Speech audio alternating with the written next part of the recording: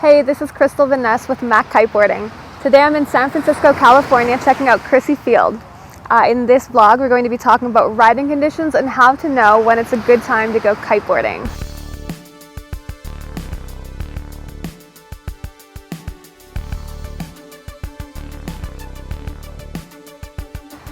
You may recognize this spot. Behind me is the Golden Gate Bridge, which is a beautiful and iconic structure.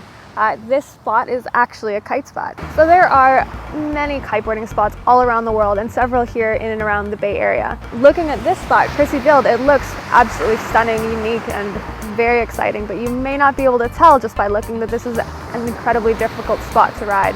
It's characterized by strong gusty winds, a side offshore launch, and very strong ripping currents. And of course, cold water and huge boat traffic. All right, so let's talk kiteboarding riding conditions and how you can determine if today is a great day to go kiting, no matter where you may be. We are going to answer the most commonly asked questions about riding conditions, as well as give you the information that you need to know to get out riding. So how much wind do we need to go kiteboarding? The average rider will need about 12 miles per hour or 10 knots of wind to get up and ride. A lighter rider would need a little less wind, and heavier riders might need more. And if you're in a light wind spot, there are specific pieces of equipment that are designed for light wind riding, like strutless kites, foil kites, race boards, or foil boards. When is it too windy to go kiteboarding? This answer definitely varies. If you're a very experienced or pro rider, you may be able to go out in 40 miles per hour or higher winds on small kites. But if you're a beginner out in those conditions, you can find yourself in a very dangerous spot. So the key is to make sure you have the right equipment for the conditions. Do you know that wind power increases exponentially? So when you think about that, 25 miles per hour of wind blows twice as hard as 17 miles per hour of wind. So be conscious in higher winds that things can happen very, very quickly. You know, I encounter days where I'm not sure if it's too windy to go kiteboarding. So how I decide is I ask myself some questions like, do I have the right gear for these conditions?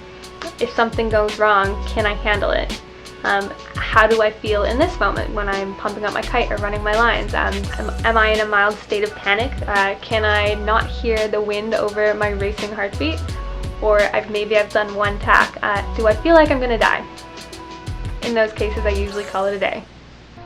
What else do we want to consider when deciding if we should go kiteboarding? Wind direction is a big factor. Aim to ride in mostly side shore or side onshore conditions. If you're riding in offshore conditions, you can get blown out to sea. If something goes wrong and you don't have a safety boat, well, it was nice knowing you. Onshore conditions can be a lot of fun if you can ride upwind consistently, but launching and landing in an onshore spot can be very dangerous for yourself and the people around you. And of course your kites and the palm trees and all that stuff. Wind quality is another important thing to consider. A clean, steady wind is ideal for new kiteboarders. Strong, gusty wind is no bueno, unless you like being yanked around by your kite. For beginners, look out for those even windy days. Those are the nicest times to go out and ride, to learn and progress. In places where the wind is cold, like snow kite spots, or maybe in seasonal conditions, winter, spring, or fall, the air is more dense, so you will actually be able to go out riding in lighter winds with the same equipment. What about waves? If you're a new rider, aim to ride in flat spots or places with very small waves. A heavy shore break is really difficult when you're trying to learn. When you're riding comfortably, waves can be a lot of fun. They can act as ramps for jumping and tricks. And if you're kiting on a surfboard, you may actually be seeking out those huge pumping waves. The only thing to remember is that those conditions can get hairy very quickly, so make sure that you and your gear are either well prepared or ready for a pounding. So what conditions should we avoid when kiteboarding? Aside from the obvious, like tornadoes, hurricanes, plagues of locusts, hail, watch out for severe weather systems. So you might find thunderstorms, which are recognized by dark black clouds. They'll bring heavy and strong winds.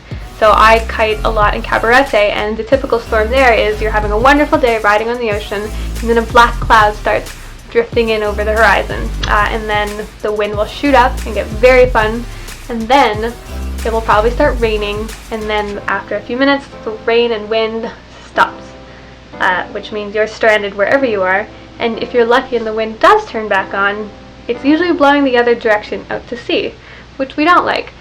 I've seen many a helpless kiteboarder rescued on a paddleboard, so Don't be that guy. It's not that fun being stranded out there on your own and hoping that someone will come and get you. Most kiteboarding accidents happen during storms or when the wind and weather is unpredictable. So keep your eyes on the sky, watch those clouds, and remember that you and your kite, if you're the only ones out there on the water, you are a very attractive target for lightning. So watch the weather, be careful, and have fun. What else to watch out for? Busy beaches. As a kiteboarder, it is your responsibility to watch out not only for your own safety, but for the safety of everybody around you. We are part of a kiteboarding community, and it's each one of our jobs to make sure that we're operating carefully. If an accident happens on a beach, you can guarantee that kiting will be banned on that beach, if not more beaches, very quickly. So be careful, take responsibility for yourself and the space around you. We all have to work together to ensure that we are being safe, welcome, and respectful of our beaches and the people around us. We want those beaches open so we can keep kiting. Be conscious of water conditions as well. They say you should rest for the swim back, not for riding. So in places where the water is under 60 degrees Fahrenheit, your body can start showing signs of hypothermia in under 20 minutes. If you have a bad crash or gear malfunction, you may not realize that you're in trouble until it's been 10 or 15 minutes of struggling to get your kite out of the water, and then it's still there and you're 20 minutes swim from the beach. If you're riding in cold water or unpredictable weather conditions, always ride with a buddy. And how many days of the year can we kiteboard? Well, that depends on where you live and if you're willing to travel. Some spots like North Carolina's Outer Banks can see up to no more than 250 days a year of decent riding conditions. Most people who live in an area that is accessible to the water, a kite spot could probably get anywhere from 30 to 100 days a year in. A lot of that depends, of course, on your schedule, your flexibility, and what you're willing to drop for the sake of good winds. There's a few ways to make sure you get more days on the water. One of them is to have a solid quiver of gear. The other is to pay attention to the weather forecast and maybe plan your schedule for the coming weeks based on what weather is coming in. The best thing about kiting is the more time you get on the water, the more you learn and the more fun it gets. So get out there as often as possible and have a great time. So that about covers everything that you need to know about kiteboarding riding conditions. So if you have any other questions like about gear or weather or riding conditions, or you want to share a story about that time that you got caught in a storm and what happened, I'd love to hear. Post in the comments. This is Crystal, Vanessa, and Mac Kiteboarding. Let's keep chasing the dream.